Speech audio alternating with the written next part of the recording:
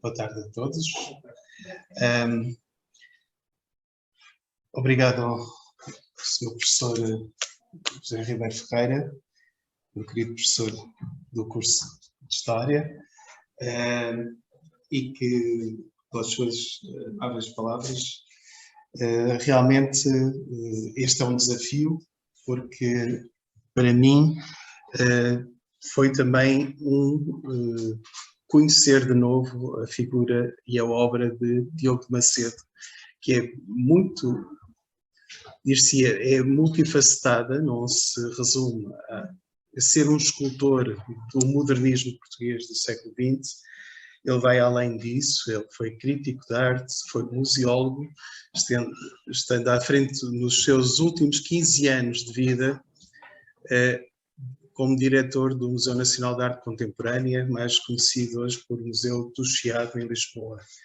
E, de facto, mas não é tanto aí que nós nos vamos centrar, é mais na faceta como escultor, seguindo um bocadinho a sua biografia a par e passo. Porque é que nós escolhemos, de facto, Diogo de Macedo, estando ele tão pouco visível aqui na cidade? Ele está pouco visível porque ele já talvez há mais de um ano a sua realização escultórica está entaipada ali no Parque Dr. Manuel de Braga. Daí que passa despercebido. E também já se calhar passava antes despercebido.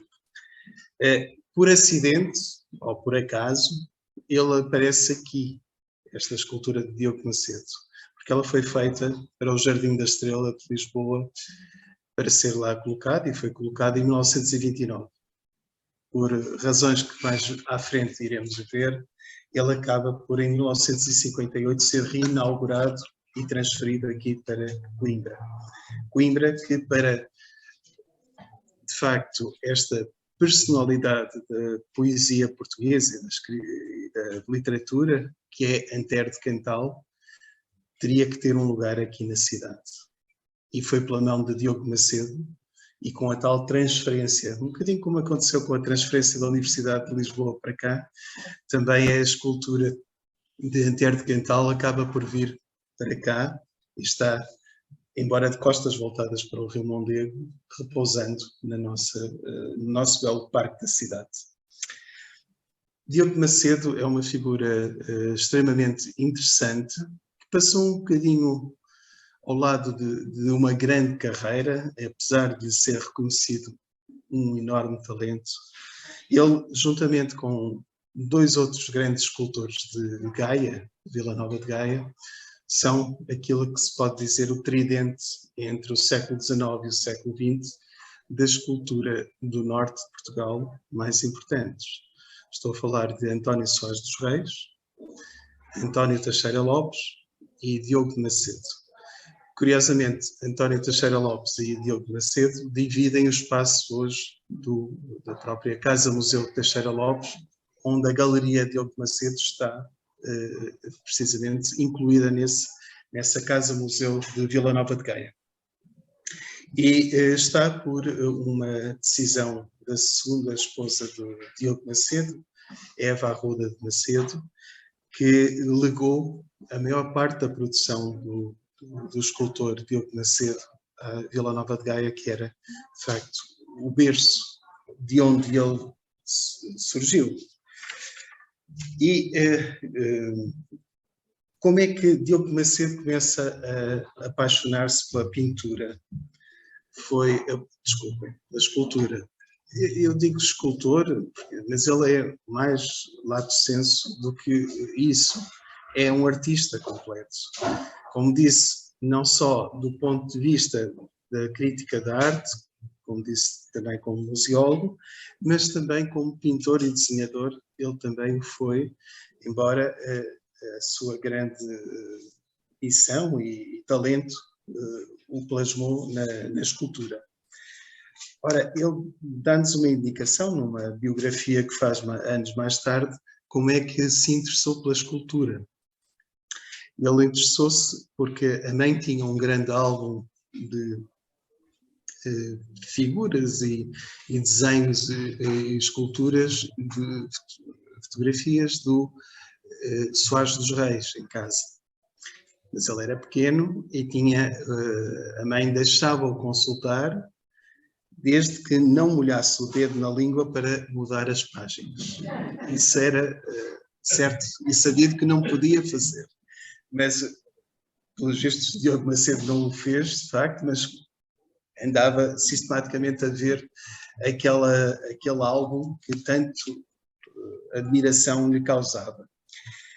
Curiosamente, depois, à volta do bairro onde ele nasceu, também havia uma série de oficinas de escultores, santeiros, entre eles José Fernandes Caldas, que foi o seu primeiro mestre de desenho e escultura.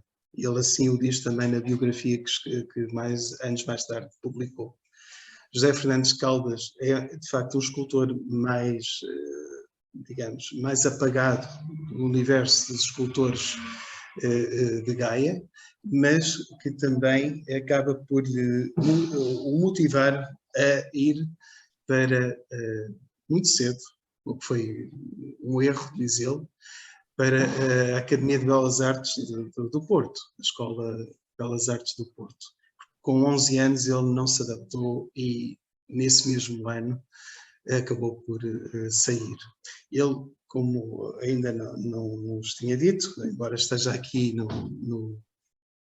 na apresentação, nasceu de facto em 1889 e essa data tem um sentido também trágico aqui. 1889 é o ano da morte de Soares dos Reis, precisamente em fevereiro desse ano ele suicida-se, como sabem. E é o ano em que nasce também outro talento, como foi Diogo Macedo. Mas, como disse, alguns anos depois, em 1906, ele faz nova admissão ao curso de Belas Artes no Porto e ficará 5 anos, até 1911, onde se vai formar com 18 valores, fazendo uma série de esculturas que ele próprio destruiu, porque achava que não tinha o talento suficiente para serem nem obra-prima, nem prima de obra alguma, dizia ele. Então, como estava a dizer, o passo seguinte, depois de se formar aqui na Escola de Belas Artes do Porto, foi tentar a aventura que toda a gente tentava, aqueles que queriam ser artistas e afirmar o seu nome, Paris.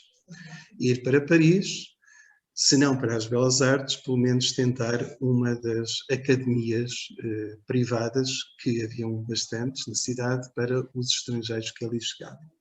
E em outubro de 1911, ele embarca no comboio rumo a Paris, saindo na gare de Orsay, onde hoje está o Museu de Orsay, e alguns dos seus contemporâneos e antecedentes estão lá expostos, e sendo um dos grandes museus de França. E ele, curiosamente, uns anos mais tarde, em 1930, publicou um livro que se chama Cité Falguière, que é o bairro, ou a zona de Montparnasse, para onde eram colocados, ou era o destino dos menos endinheirados, dos bolsistas bolseiros que iam para Paris, e ali ficavam nesse quarteirão. E ele descreve em 1930 assim a sua chegada a Paris e caracteriza um bocadinho o ambiente daquela parte da cidade. Cité, cidade de gatos e de aldeia de bisbilhoteiras, era composta por um casarão barato, caserna de estudantes e de modelos, quartos para um lado e para o outro, todos a 30 francos por mês, no resto de chão e no primeiro andar. Por umas escadas de pedra, descia-se a um pátio longo, cercado de ateliês, 20 ou 30, todos iguais. 1000 trepadeiras, blocos de granito pelos cantos, montões de barro, de telas velhas, de chassis quebrados, fogões e cadeiras sem uso, fragmentos de arte abandonada. cemitérios de luxos e de sonhos. Em meia laranja, um murozito coberto de verdura, com mais ateliês ao redor, alcandorados como gaiolas, com passagens e pontos para outros ateliês, que davam aspecto à cité de um grande navio cheio de maluquinhos. Ora, alguns dos maluquinhos que lá viveram com ele foram estes que estamos aqui a ver ao lado. Alguns portugueses, seus companheiros, entre eles Manuel Bentes, que está aqui à guitarras, feito o desenho por Francis Smith, outro artista português. Ao lado, Armando de Basto, que era também pintor do Porto e colega dele nas Belas Artes, mas ele convivia também com outro, José Pacheco, que foi um grande crítico de arte português, dessa época do primeiro modernismo português. Conheceu Manuel Jardim, um pintor aqui de Coimbra,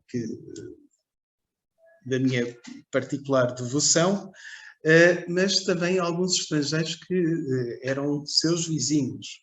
Fujita, este japonês que teve muito prestígio a partir da relação que teve com Picasso e outros grandes pintores também do século XX, e Amedeo Modigliani, que está ao seu lado também, e era seu vizinho, porque ele também conta gratas memórias. Além disso, obviamente, como disse, ele vai frequentando museus, vai frequentando as academias, vai ter como professor Émile Antoine Bordel, juntamente com Rodin, os dois grandes escultores que vêm do século XIX para o século XX e que serão, de facto, as grandes influências que ele vai transpor para a sua obra. Rodin, mais, de facto, a liberdade de modelar e criar essa modelação na escultura. Bordel, num certo realismo clássico que depois ele também vai conferir numa parte substancial da sua produção posterior. De facto, ele, enquanto vai estando em Paris, vem vindo aqui também a Portugal, onde vai realizando algumas das suas primeiras exposições. Geralmente na Misericórdia no Átrio da Misericórdia do Porto, onde eles tinham um salão para exposições, ou em outros ateliês da cidade. E numa dessas primeiras exposições, em 1913, ele diz a um jornalista que vive da luz, da cor, do movimento e, sobretudo, da forma. Quando esmago o barro nos dedos, na procura de uma linha ou de uma expressão, eu ouço músicas fantásticas em redor da minha fronte.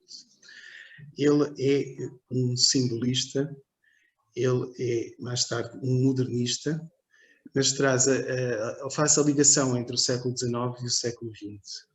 Ele não deixa nunca de ter, por um lado, o sonho de transmitir aquilo que de mais profundo lhe aflige a alma, mas ao mesmo tempo com a figuração mais realista, embora com uma expressão muito própria do autor.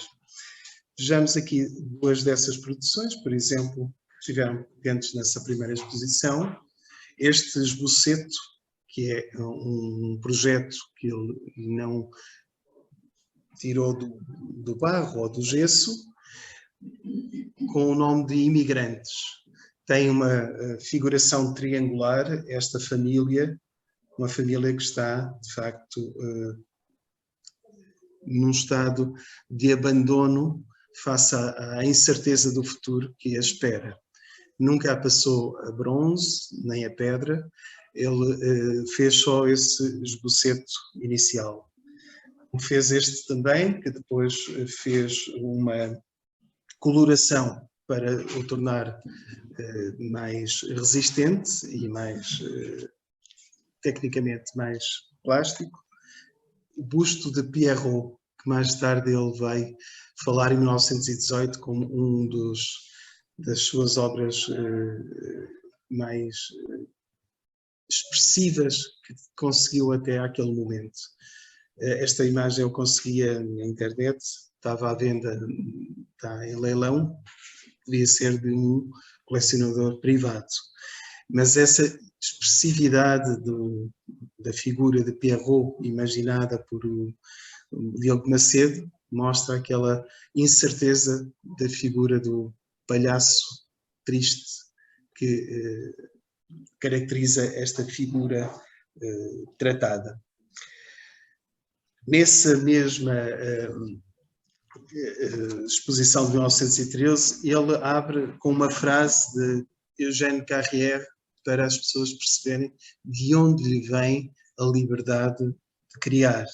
Diz ele: a transmissão do pensamento através da arte, como a transmissão da vida, é a obra da paixão e do amor.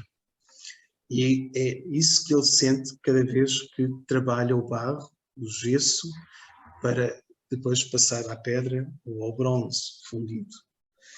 Nessa exposição, outras obras se salientaram.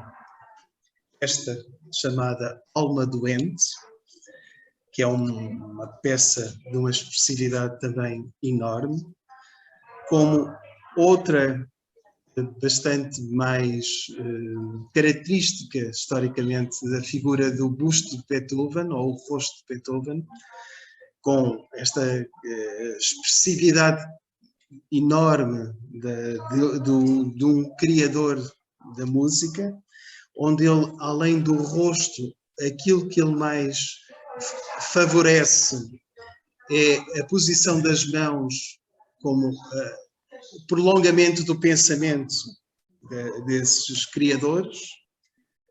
Então, Camilo Castelo Branco,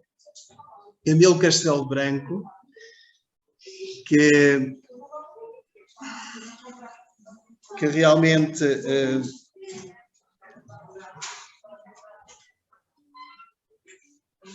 peço desculpa só um bocadinho. Pronto, já o dia já acalmou mais um pouquinho.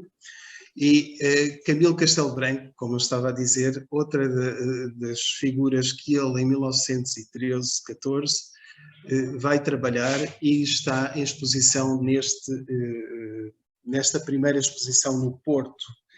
Sobre esse, a propósito do retrato de Camilo, o próprio Macedo escreveu anos mais tarde, em 1934. Tinha 20 e pouquíssimos anos, quando modelei o busto de Camilo. Arranquei-o algumas páginas do escritor, a meia dúzia de retratos seus e às reminiscências de uma tia que tive, que fora da intimidade de Ana Plácido. A crítica nortenha estranhou o busto de Camilo, ao qual não modelei os olhos, e só lá no fundo das órbitas indiquei as pupilas. Fora o meu excesso de literatice que me inspirara aquele erro plástico. Tenho, no entanto, na minha lembrança, uma respeitosa impressão de ter andado próximo da verdade quando o modelei. E, de facto, é impressivo a expressão com que ele modela a cabeça e o busto de Camilo. Também uma figura que, de facto, uma figura que realmente teve bastante impacto foi esta cabeça das meninas de Velázquez, Ninha de Velázquez, que era uma jovem, a jovem Marcel, que era a filha do dono do café onde na Cité Falguière todos os artistas se juntavam, e realmente é um equilibradíssimo retrato pueril, apanhado naquele momento em que a figura da criança tenta voluntariamente desviar o olhar do observador, escondendo o rosto sobre um dos seus lados, porque num ato, digamos, púdico, de não querer ser vista por quem está a observar. A que recolheu de facto mais melhores críticas a nível de facto do público foi a Cabeça de Velho. Cabeça de Velho, nesta forma desenhada quase obliquamente entre as grandes barbas e o rosto da figura, onde, obviamente, a lição de Rodin está aqui por inteiro. A forma como ele modela, a forma como ele deixa os traços dessa modelagem pelas mãos e que fica gravado ou na pedra ou impresso no barro ou no gesso.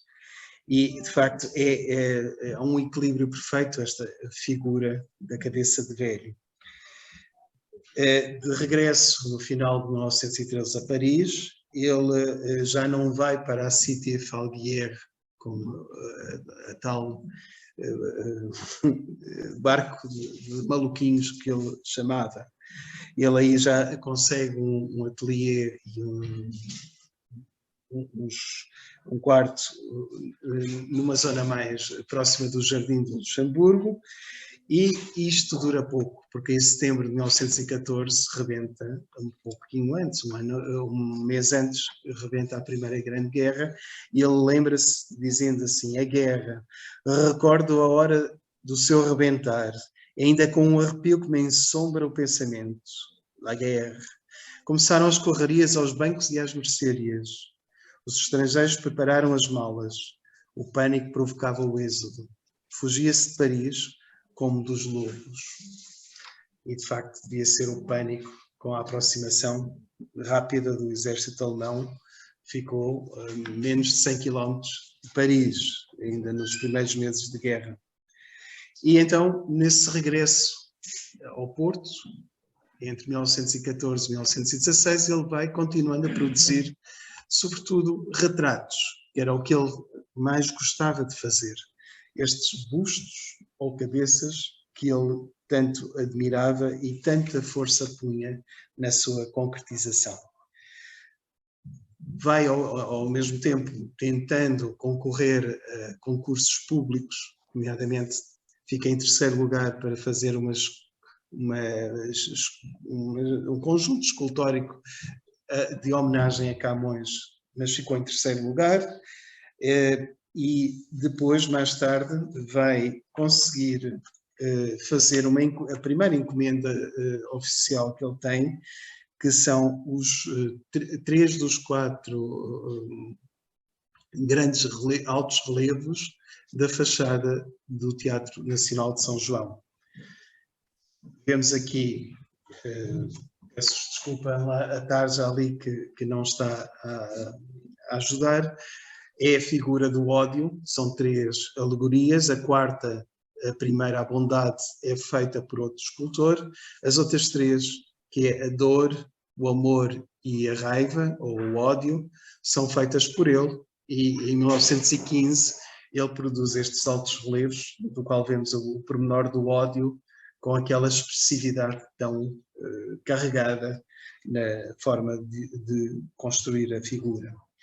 Entretanto, volta a fazer novas exposições e uma das figuras que mais sobressai nessa exposição é o busto do escritor Sampaio Bruno. Sampaio Bruno, que ele conhecia e que no ano em que ele morre, em 1915, é encomendado pela Câmara Municipal este busto. Diz ele assim: procurei na padaria do Bom Jardim o irmão do grande escritor e filósofo que me cedeu algumas fotografias. E numa tarde de nervos, modelei-o completamente. Isto às vezes acontece, mas não aconselho o exemplo a nenhum colega mais novo. Eu conhecera bem o homenageado, de quem guardo uns bilhetes amáveis e a recordação generosa do seu trato. Saudava-o diariamente quando o via a caminho da Biblioteca Pública do Porto. E ele, lá está, depois de modelado em gesso, foi transferido para bronze, fundido, e o busto em bronze está lá, de facto, na Biblioteca Pública do Porto. Outra grande obra que ele faz em 1915, este busto de mulher, extremamente expressivo na forma como ele também o modela. E chegamos finalmente a uma das grandes obras do nosso escultor Diogo Macedo, que é Antero de Quintal. Antero de Quintal, que é a figura, como já disse, que está lá embaixo no Parque Dr. Manuel Braga. É uma figura absolutamente extraordinária. Ele dá o nome de O Último Antero. Em 1917 ele faz isto por gosto, não era por encomenda. Ele está a modelá-lo em gesso e assim o concretiza, criando este retrato soberbo, um pouco imaginado nas fotografias que havia dele, outras nas pinturas e no desenho de Columbano, no outro de António Carneiro, que serviram de inspiração para ele próprio depois criar a sua escultura. Diz ele assim, em 1934, o busto de Antero modelei-o em 1917. Columbano e António Carneiro, que o haviam retratado, fizeram cócegas. Quis saber qual dos dois tinha razão. Concluí que ambos possuíam uma grande verdade, desigual uma da outra e diferente da minha, nenhuma foi mais verdadeira. A do próprio modelo, que era outra, não era igual. Há filhos parecidíssimos com os pais, sem terem um único traço deles. Ao grupo fotográfico dos vencidos, lhe fui apanhar o jeito. Os seus sonetos, que sempre me acompanharam desde estudante, ensinaram-me o restante. E eu não posso deixar de mencionar um dos que eu mais gosto, chamado Evolução. Fui rocha, em tempo, e fui no mundo antigo, tronco ou ramo na incógnita floresta, onde espumei, quebrando-me na aresta do granito, antiquíssimo inimigo. Rugi, fera talvez, buscando abrigo na caverna que ensombra Urzes e esta. Ou monstro primitivo, ergui a testa no limoso paúl, glauco, chico. Hoje sou homem, e na sombra enorme vejo a meus pés a escada multiforme que desce em espirais na imensidade. Interrogo o infinito e às vezes choro, mas estendendo as mãos no vácuo, adoro e aspiro unicamente à liberdade. Bom, mas outras considerações, nós estamos a falar de 1917, ainda não estamos a falar do nosso Antero que está lá embaixo. Ele vai ter outras metamorfoses. De facto, em 1929, em 25, desculpem, nos Açores faz uma recolha de fundos para se fazer uma escultura de homenagem a Antero, que seria posto ou em Ponta Delgada ou aqui em Coimbra. O local acabou por ser Lisboa, no Jardim da Estrela, e realmente assim foi. Ele foi inaugurado 18 de abril de 1929. Naquela primeira fotografia da nossa apresentação estava ele, tinha acabado de concluir a passagem para o mármore e inspirando-se nesta de 1917, com algumas alterações que o próprio material, a mudança de material também conferiu.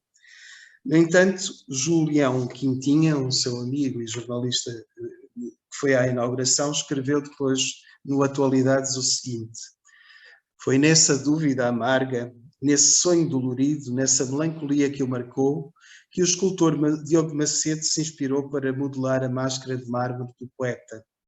Embora a obra agora realizada resultasse algo menos romântica do que a maquete primitiva.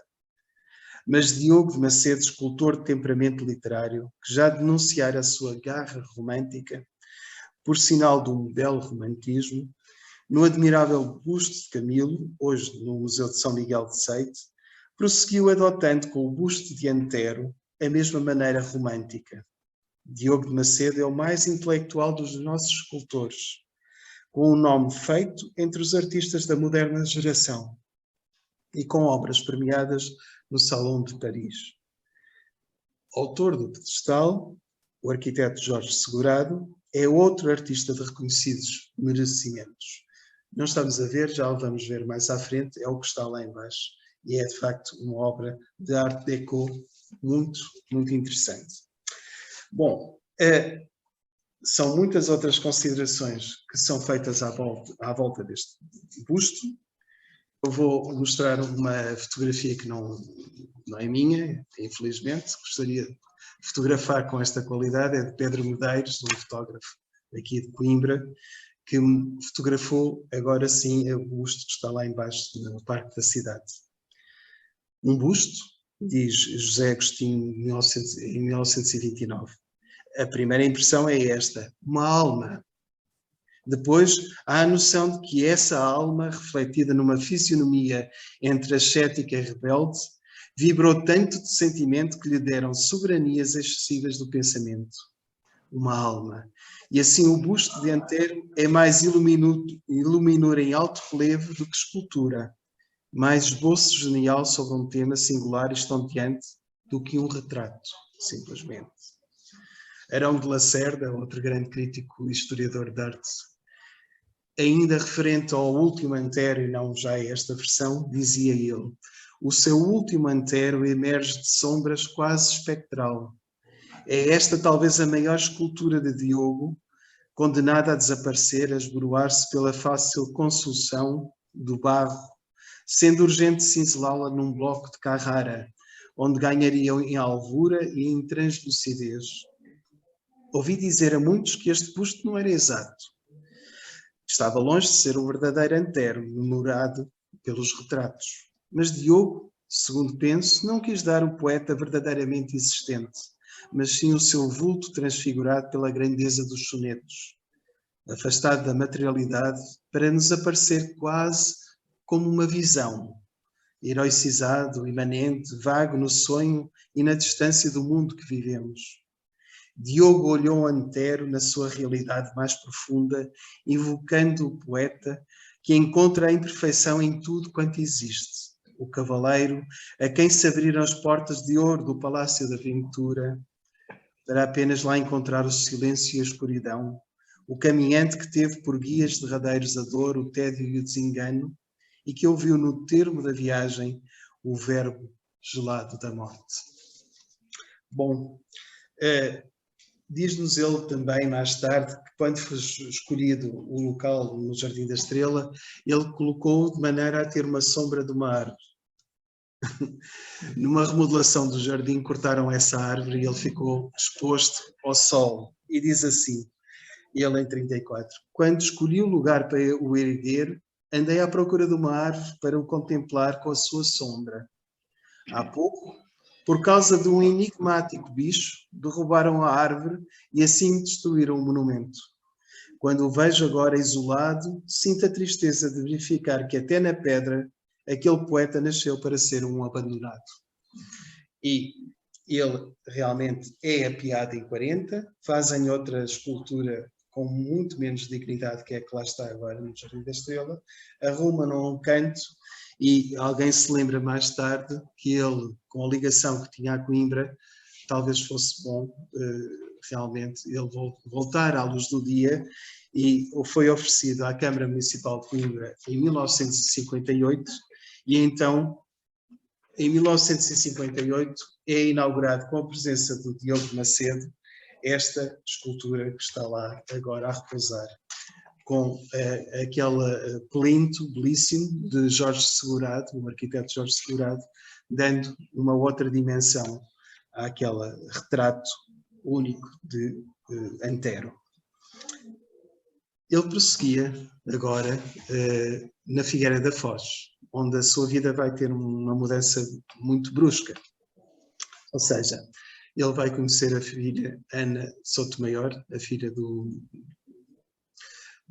do proprietário daquele palácio da Figueira da Foz, e apaixonaram-se perdidamente um pelo outro. O rosto dela está aqui, a sua primeira esposa, mas aquilo não foi nada pacífico. Bom, eles tiveram que fugir, fugiram os dois para o Porto, casaram-se contra a vontade da família de Ana, e só em 1920 as coisas se pacificaram e foi aceito. coincide a essa altura com a altura em que ele retorna a Paris com a esposa para fazer novamente, fazer-se conhecido no meio artístico parisiense. Entretanto, entre chegar a Paris, vai ficar em Bayonne e Biarritz, onde vai continuando a esculpir. Então, dessa altura, de 1920-21, estas duas pequenas esculturas, cabeça de menina e busto de criança, duas pequenas preciosidades que ele fez. Mas a grande obra desta altura, de 20-22, é um conjunto escultórico que é também ambivalente na forma como ele o denominou. Trata-se da obra talvez mais conhecida dele, o Adeus, mas também tem uma outra forma, Le Pardon, l'Adieu, Le Pardon. Ou seja, é uma ambivalência na forma como este casal está junto ou não. Será que é a despedida? Será que é o perdão? Ou ambos estão aqui representados? A figura representa o abraço de duas outras figuras, feminina e masculina, no momento da sua separação ou da sua reconciliação, como sugere enigmaticamente o próprio título que o Diogo Macedo colocou. E é muito interessante esta forma de fazer a aproximação. Ele quase como um porto de abrigo que vai para um lado e protege o rosto e o corpo da sua amada, em princípio, será essa a figura que aqui. As duas figuras constroem-se individualmente, mas só no conjunto se revelam por inteiro. E é talvez uma das mais expressivas das obras que ele faz, não só nesta altura, do início dos anos 20, mas certamente no curso da sua obra. Ele não era, como disse, só escultor, também era desenhador e pintor, embora a sua grande missão fosse a escultura. Então, durante esta década de 20, vamos assistir nas várias exposições que ele vai fazendo, quer em Paris, quer no Porto e em Lisboa, a produções várias, onde o traço de algumas destes desenhos lembram obras, por exemplo, da Amadeu de Sousa Cardoso, do período de 1910-1911. Estudos para ele modelar os corpos, em várias versões, onde ele também, a obra de Modigliani não lhe é indiferente. Como vimos, várias ilustrações para outro tipo de revistas, por exemplo. Ensaios de desenho, mas é na escultura que ele vai destacar-se. E aqui vemos também uma encomenda oficial, o busto de Nuno Alves Pereira, 1922. Ele, na Rua da Luta, em plena luta com os materiais para criar as suas figuras. A banhista, que é também quem a identifica como uma Eva, a sua esposa Ana Sotomayor, o busto de outra senhora que é a esposa de um grande pintor e seu amigo Adriano Sousa Lopes, o busto da Madame de Sousa Lopes, outro ensaio para curso de mulher, o busto de um rapaz, ou este belíssimo retrato da Sara Afonso, a pintora que é a esposa de Almada Negreiros e que está nas Caldas da Rainha, no Museu José Malhoa. Esta enigmática senhora também, mostrando já uma modificação, uma aproximação mais expressiva ao modernismo do século XX e menos modelado na forma como deixa essa impressão táctil na escultura. Neste, outra cabeça de rapariga, muito diferente de tudo o que tem até agora realizado. Mas logo a arrancar o 1930, a década de 30, começa uma outra série de retratos e de encomendas oficiais ao mesmo tempo. Retratos que é o que ele mais gosta de modelar e esculpir, como este do Dr. António Menano, médico aqui de Coimbra, e também ligado à canção de Coimbra, e que é muito afim do outro malogrado pintor Mário Eloy, um grande pintor do nosso segundo modernismo, e que tem afinidades na forma muito vertical e muito esquálida com que cabeça e pescoço fazem a ligação ao resto do busto. E, obviamente, não escusava de pôr lá a legenda que toda a gente a identificava, não é? A Beatriz Costa é uma peça em gesso magnífica que ele pinta muito subtilmente só os lábios e pouco mais, criando de facto aquilo que toda a gente consegue identificar como a figura da grande atriz do cinema português dos anos 30 e 40.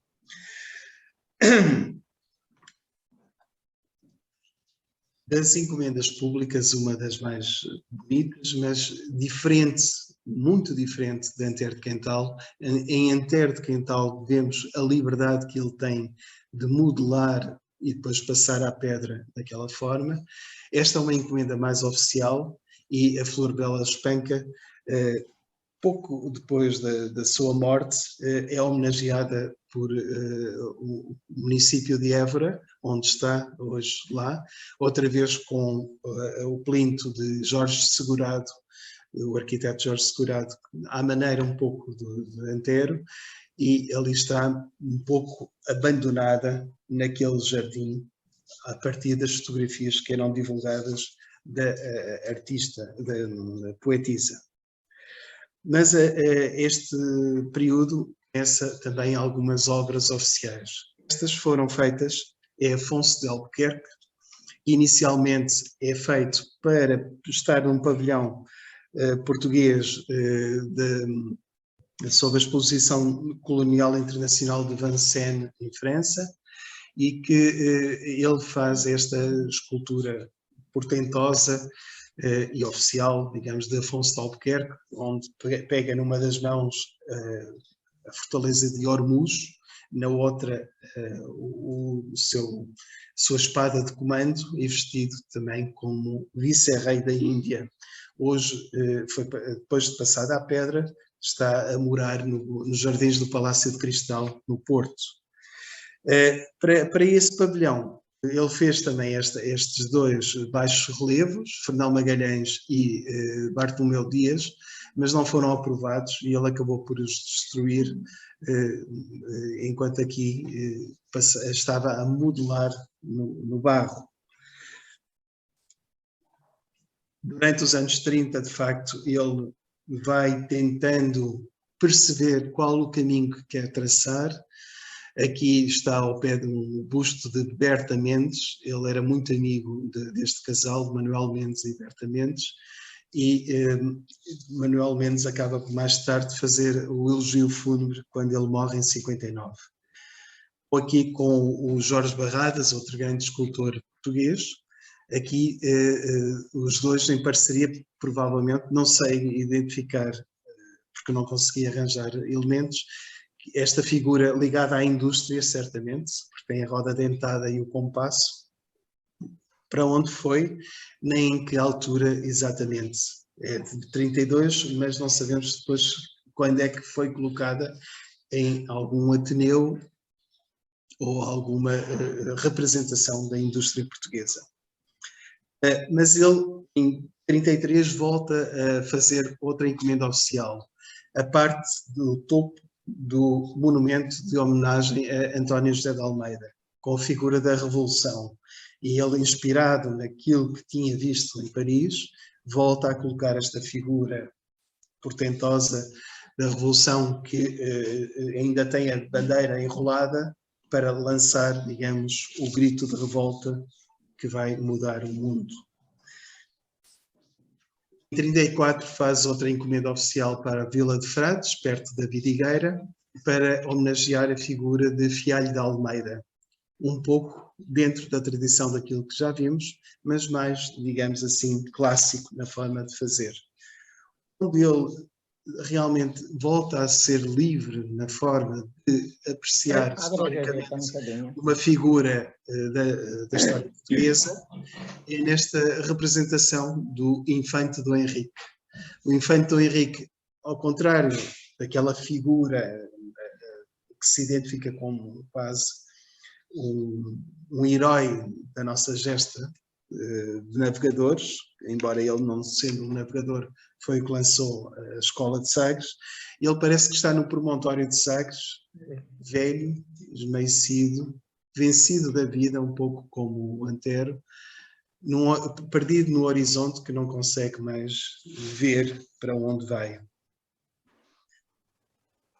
A encomenda oficial, esta em Ponta Delgada, está lá, é uma homenagem ao padrão, ao esforço da Marinha Portuguesa na Grande Guerra Mundial, e as figuras laterais, a figura da Marinha Mercante com a âncora e do outro lado com a espingarda da Marinha Militar, dentro de um desenho de arranjo de Raul Lino, que está em Ponta Delgada e foi feita entre 35 e 36. As últimas grandes encomendas que são pedidas são as figuras que ladeiam a porta principal do Museu Nacional de Arte Antiga. As alegorias da pintura e da escultura. Esta, como veem, são as figuras saídas do seu ateliê que vão depois ser montadas por cima. Isto em 38, 39. Em 40 ele faz uma outra grande encomenda, que é as esculturas do tanque principal da Fonte Luminosa na Alameda Afonso Henriques. Esta aqui é a estrutura de toda aquela Alameda e lá no topo a Fonte Luminosa, que já iremos falar um pouco. Como vos disse, na porta principal do Museu Nacional de Arte Antiga, no frontão curvo interrompido, ao meio está o lettering do próprio museu e a cada um dos lados as figuras da escultura, alegorias da escultura e da pintura. Ora, o que ele escolhe para a alegoria da escultura é um homem com o seu bisel repousando e segurando a Vitória de Samotrácia, uma cópia da Vitória de Samotrácia. A da pintura, uma mulher que tem os instrumentos, a paleta de pintor, parte de um cavalete e os pincéis pousados numa das mãos. Essas são as figuras mais impressivas para um museu de arte antiga que ainda hoje marcam a sua fachada. Mas voltamos à Fonte Luminosa, que é a última grande obra dele, porque ele em 41 vai terminar a carreira de escultor. 41 vai ser o ano em que também vai ficar viúvo, talvez isso tenha terminado, para além de um enorme cansaço que ele já tem dito aos amigos, para quem escreve, que as coisas não estão a correr como ele queria e está a perder o brilho que sentia quando tocava o gesso e o barro ou esculpia na pedra, e isso estava a desaparecer. 40, então, com também Jorge Barradas a fazer alguns dos relevos laterais, ele no tanque principal faz as alegorias fantásticas do Tejo,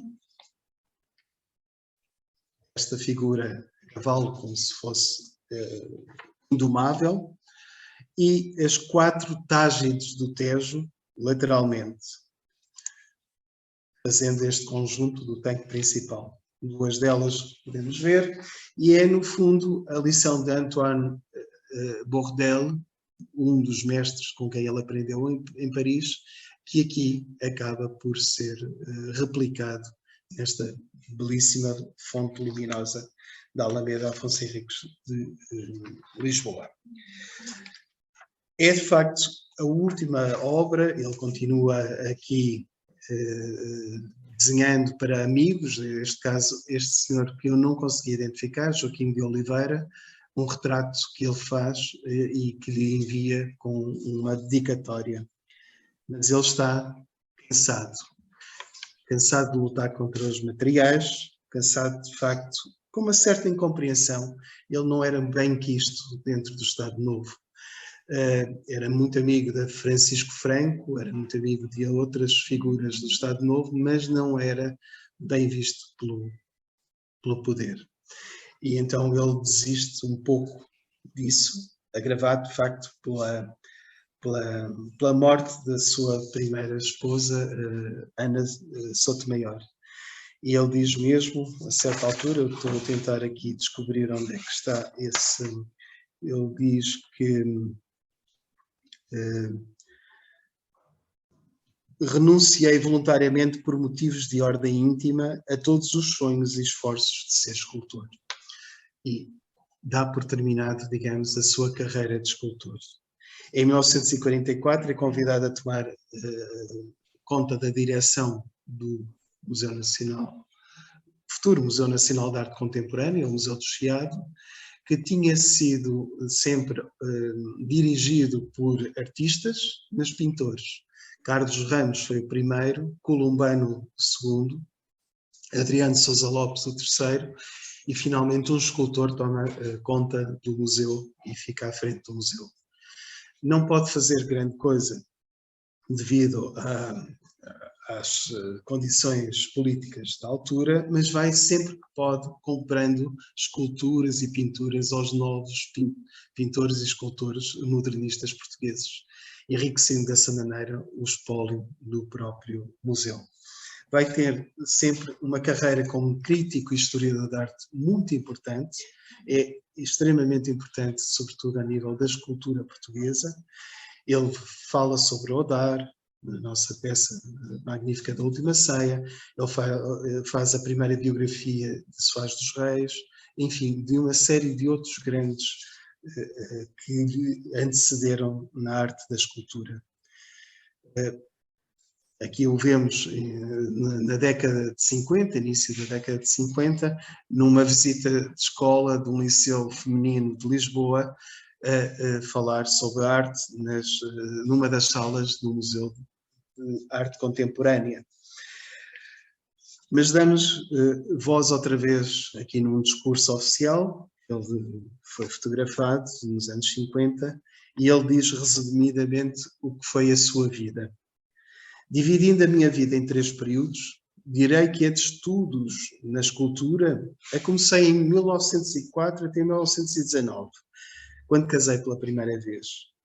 Depois tive a fase da atividade como escultor até 1941, quando enviuvei. E a terceira abandonando a escultura e dedicando-me a outras missões de arte em 1944, casando novamente em 1945, com Eva Arruda de Macedo, como já falámos, tendo vindo por aí fora, sem um dia de descanso, trabalhando de noite e de dia, nunca perdendo sonhos nem esperanças, amando sempre a arte pelo espírito e nunca aceitando qualquer prémio, medalha, condecorações ou pagamento material. Isto é nitidamente ele falando da forma como ele foi colocado no panorama dos artistas nacionais. E Manuel Mendes, que logo que ele morre em 59, faz o seu elogio fúnebre, diz isso dele, do seu grande amigo.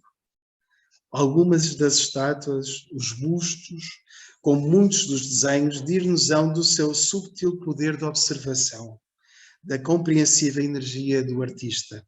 É uma obra em que por vezes se sente, já o dissemos, certa inspiração de raiz literária, um sopro de romantismo, à maneira dos mestres que o antecederam. Mas, quer na concepção, quer na forma, exemplar em alguns retratos, como em muitos estudos, as obras atingem aquela austeridade e força de presença que tornam a escultura a arte por excelência severa e humana, silenciosa e imponente, que domina e cala pela gravidade sóbria da emoção. Dando novamente, para concluirmos, a palavra ao escultor e artista, vamos ver uma retrospectiva um bocadinho uma parte da abertura do seu catálogo de 1918, da terceira exposição que ele faz no Porto, que diz assim, que no fundo, apesar de ser só de 1918, ser só ainda uma parte inicial da sua carreira, já resume grande parte daquilo que será a obra dele. Tendes diante de vós 2 mármores velha escola, alguns bronzes estranhos, gessos e barros diferentes, túmulos, linhas, expressões e harmonias, mais um Camilo misterioso, uma mulher esguia de mãos cruzadas, uma figura toda linhas de fuga, um santo antero da dúvida, paroxismos de um Pierrot, arestas, dores, esgares, sinfonias, sombras, cores, mas direis, todos vossos. É que eu sinto demais para definir imperfeições meramente técnicas. Se eu tivesse um escravo, mandá-lo-ia acabar as minhas obras. É mais fácil polir um mármore que um espírito. A diversidade parecer-vos-á desarmónica. Engano. A escala dos sentimentos é infinita. Rimos e choramos, amamos e odiamos dentro de uma mesma hora. E, no entanto, nada mais harmónico que os sentimentos humanos. É que eu não concebi esta exposição no mesmo minuto, nem a executei na mesma hora.